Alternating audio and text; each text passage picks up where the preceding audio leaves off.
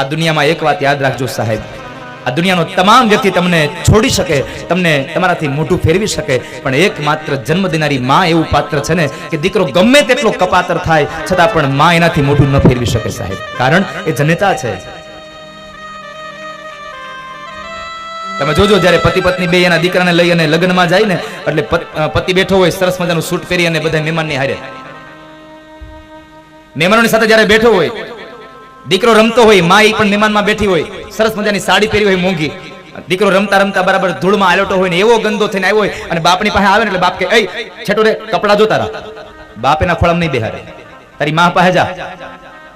અને જ્યાં દીકરો દોડતો દોડતો માં પાસે આવે ને એટલે માં સીધો જ એને પોતાની ગોદમાં બેહાડે અને કાં તો એના રૂમાલથી અને કાં તો એના સાડીના છેડાથી દીકરાના મસ્તકને મોઢાને લોહી નાખે. સાહેબ, માં પોતાના સંતાનોને ક્યારેય ન તરછોડી શકે, પણ સમય એવો આવ્યો છે ને કે દીકરાઓ અત્યારે માને તરછોડવા માંડ્યા છે.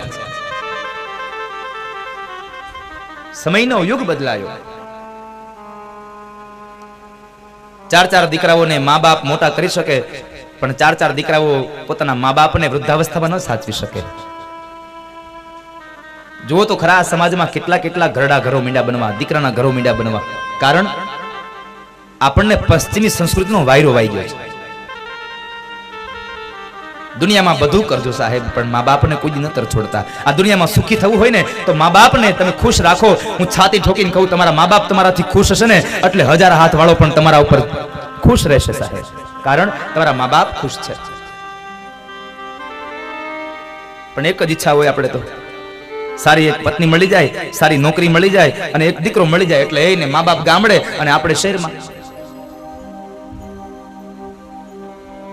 લગ્ન થાય વર 2 વર 3 વરમાં તો નોખો થઈ જાય. શા માટે સાહેબ? એવી રીતે શું હતું સાહેબ કે તમારે નોખું થઈ જવું પડ્યું? પણ મારા શબ્દો પર ધ્યાન રાખજો. આ દુનિયામાં નોખો દીકરો નથી થતો, નોખી પુત્ર વધુ થાય છે. આ દુનિયામાં કદાચ કોઈ દીકરો, કોઈ મા બાપ વૃદ્ધાશ્રમમાં જાય તો ક્યારેય ન બોલશો કે મા બાપ વૃદ્ધાશ્રમમાં ગયા છે. નહીં, વૃદ્ધાશ્રમમાં તો સાસુ ને સસરા ગયા છે. કારણ જો મા બાપ વૃદ્ધાશ્રમમાં જતા હોત ને તો લગ્ન પહેલા દીકરો મા બાપને મૂક્યા હોત. તો કોઈ દિવસ મેં નથી જોયું કે દીકરો લગ્ન પહેલા મા બાપથી નોખો થઈને રહેતો હોય, લગ્ન પહેલા મા બાપને કોઈ વૃદ્ધાશ્રમમાં મૂક્યા હોય. આ તો લગ્ન થયા પછી નોખો થાય અને કાં તો વૃદ્ધાશ્રમમાં મૂકી આવે છે. એટલે નોખી પુત્ર વધુ થાય છે અને નોખા એના મા બાપ નહીં, આશ્રમમાં એ સાસુ ને સસરા જાય છે. હા, પછી ઈ જ વહુને એટલી ઈચ્છા હોય કે મારો દીકરો મારી સેવા કરે. મારી અત્યારની તમામ યુવાન બહેનોને પ્રાર્થના છે કે તમને જો એમ થતું હોય કે મારો દીકરો અને મારી દીકરાની વહુ અમારી વૃદ્ધાવસ્થામાં અમારી હારે રહે, અમે એની સાથે રહેતા હોય, અમારી સેવા કરે, તો એક વાતને ચોક્કસપણે યાદ રાખજો, તમારો પતિ પણ કોઈકનો દીકરો છે, એને એના મા બાપ ભેગો રહેવા દેજો, તો જ તમારા દીકરા તમારા ભેગા રહેશે. કારણ તમારો પતિ પણ કોઈકનો દીકરો છે. સંતાનથી સેવા ચહો, સંતાન છો સેવા કરો. એક વાતને કોઈ દી ન ભૂલતા, જેવું કરો એવું ભરો, આ ભાવના કદી ભૂલશો નહીં. કોઈ દી ન ભૂલવી સાહેબ. મા બાપને રાજી રાખજો.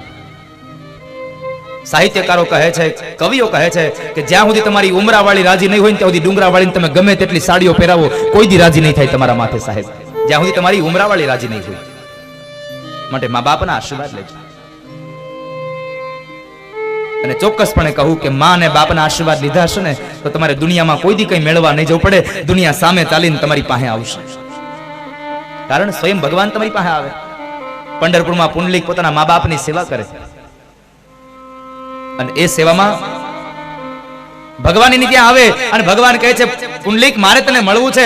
અને ત્યારે પુંડલિક એમ કહે કે મહારાજ અત્યારે મારી માની સેવાનો સમય છે, એટલે હું તમને અત્યારે ન મળી શકું. તમારે જો મને મળવું હોય તો આલ્યો ઈટ આની ઉપર ઉભા રહ્યો. અને ભગવાન પંઢરીનાથ જ્યાં સુધી પુંડલિકના માની સેવા પૂરી ન થઈ ત્યાં સુધી ઈટ ઉપર ઉભા રહ્યા. કારણ જે જગ્યાએ મા બાપની સેવા થાય છે ને એ દીકરાને ભગવાનના દર્શન કરવા જવાની જરૂર નથી રહેતી. ભગવાન સ્વયં કહે છે જે દીકરો મા બાપની સેવા કરે એ દીકરાના દર્શન કરવા ભગવાન સ્વયં પોતે આવીને ઉભા રહે છે. માટે મા બાપની સેવા કરજો. આ દુનિયામાં બધું ભૂલી જાજો, પણ જેણે આપણને પાલન પોષણ કરી, જેને જન્મ આપ્યો છે, મોટા કર્યા છે, એ મા બાપને કદી ન ભૂલશો. પણ પૈસો કમાતો થઈ જાય ને એટલે મા બાપ પછી ભૂલાઈ જાય છે. દુનિયામાં મા બાપને રાજી રાખજો સાહેબ. તમારા મા બાપની ઈચ્છા એ જ તમારી ઈચ્છા હોવી જોઈએ. તમારા મા બાપની ખુશી એ તમારી ખુશી છે. એટલે સમજો આ દુનિયાની તમામ ખુશીઓ તમારો ચરણ પકડતી આવશે ગમે ત્યાંથી. મારો પુનિત મહારાજ લખે છે, લાખો કમાતા હો ભલે પણ મા બાપ જે થી ના ઠર્યા, લાખો કમાતા ભલે પણ મા બાપ જે થી ના ઠર્યા, મા બાપ જે થી ના ઠર્યા, એ લાખ નહીં પણ રાખ છે ભૂલશો ભૂલો ભલે બીજું બધું મા બાપને ભૂલશો ગણિત છે ઉપકાર એના,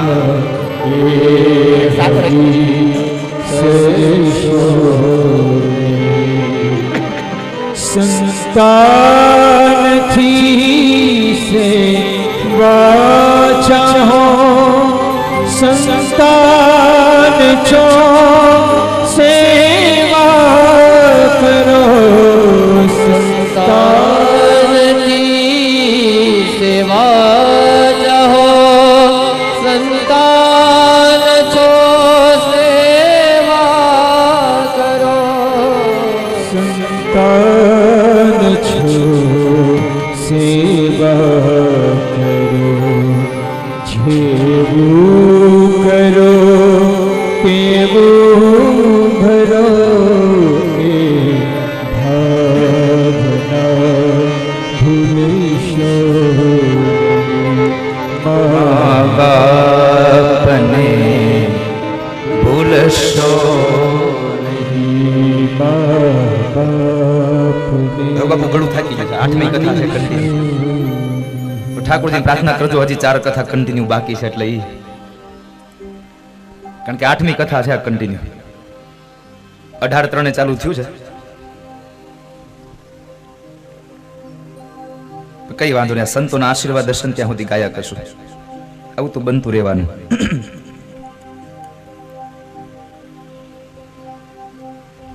ધન કમાતો થઈ જાય એટલે મા બાપને ભૂલી જતો હોય છે સાહેબ સંતાન. આ દુનિયામાં બધું ભૂલી જાજો, મારા યુવાનોને પ્રાર્થના કરવી છે. ભૂલવી પડે તો તમારી જાતને ભૂલી જાજો, પણ જન્મ દેનાર મા બાપને ક્યારેય ન ભૂલશો. આજે ચોક્કસપણે કહીશ કે આ દુનિયામાં બીજું કોઈ રાજી થયું કે ન થયું, આ સમાજમાં આ કથા મંડપમાં કોઈ રાજી થયું કે ન થયું એની મને ખબર નથી, પણ અંતરિક્ષમાં આજે રતિલાલ ભાઈનો આત્મા એટલો પ્રસન્ન થયો હશે સાહેબ કે આજ મારા દીકરાઓએ મારી પાછળ આજ કથા બેસાડી છે, આજ મારી પાછળ કથા બેસાડી છે. મારા દીકરાઓએ આજ મને મોક્ષ માટે કેવડું મોટું આ મારા પાછળ કામ કર્યું.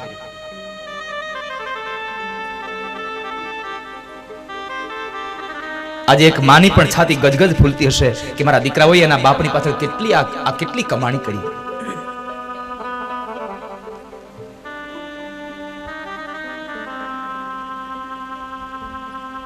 સરસ મજાનો પ્રવેશ દ્વાર બનાવ્યો એની સ્મૃતિમાં. પૈસો તો ઘણો હોય સાહેબ, પણ પૈસાને વાપરતા આવડે ને ત્યારે યોગ્ય સમયે જાય સાહેબ. એ પૈસો યોગ્ય ફળ આપે.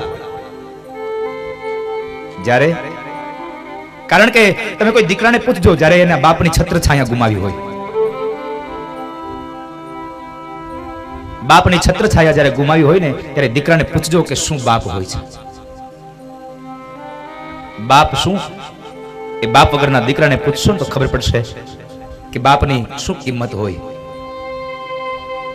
તમે તડકામાં બેઠા હોય અને માથે છત્રીનો છાંયો હોય, પણ થોડીક વાર માટે છત્રીનો છાંયો લઈ લ્યો ને ત્યારે સમજાય આ છત્રીનો છાંયો શું છે. એમ જ્યારે આ જીવનમાં બાપ વયો જાય ને ત્યારે સમજાય કે બાપની શું કિંમત હોય સાહેબ.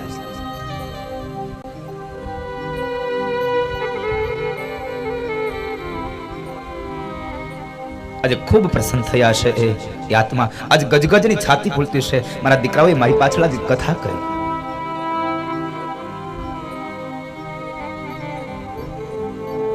નહીં તો વેકેશન પડે ને પૈસા હોય ને એટલે એને ઠંડા પ્રદેશોમાં માણસ ફરવા વયો જાય. હે પણ આને ફરવા ન ગયા, બધાને અહીંયા લઈ આવ્યા સાહેબ. શરીરને શીતળતા આપે ને એવું કામ ન કર્યું, પણ એને તો કામ કર્યું અંતરને શીતળતા આપે, હૃદયને શીતળતા મળે ને એવી આ કથા બેહાડી સાહેબ એડે.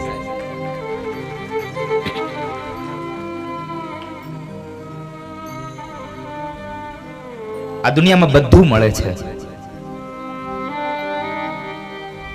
પણ એક મા બાપનો પ્રેમ દુનિયામાં ક્યાંય નથી મળતો સાહેબ. દુનિયામાં બધું મળે છે, પણ મા બાપનો પ્રેમ ન મળે ક્યાંય.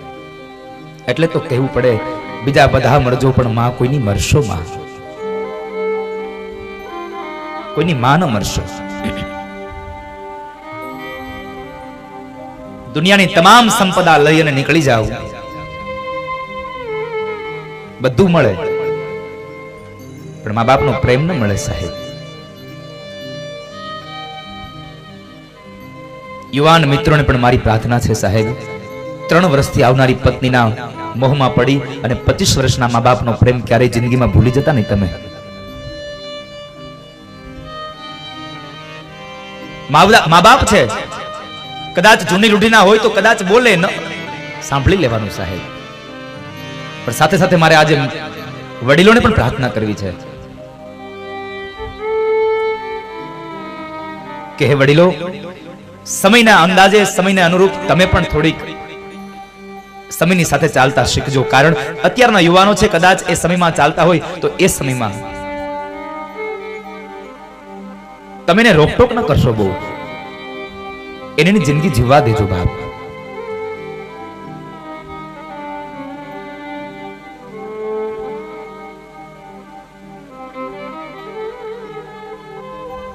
બધું મળે સાહેબ, પણ જિંદગીમાં ગયેલો મા બાપનો પ્રેમ ક્યારેય ન મળે.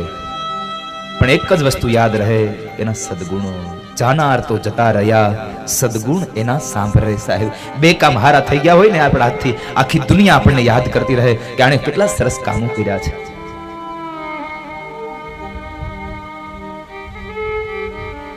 લક્ષ્મી ગયેલી સાંપડે, પણ મા બાપ ગયેલો જીવ પાછો ન આવે સાહેબ.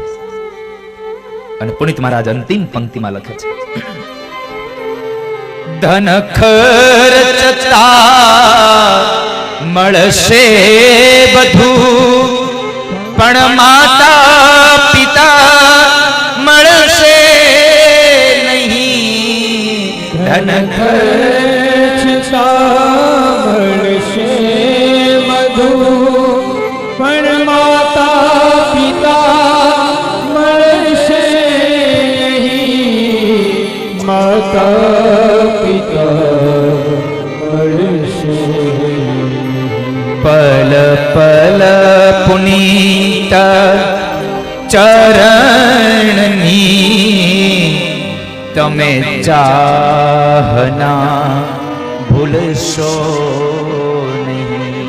પલ પલ પુનીત ચરણની તમે ચાહના ભૂલશો નહીં. મા બાપને ભૂલશો નહીં.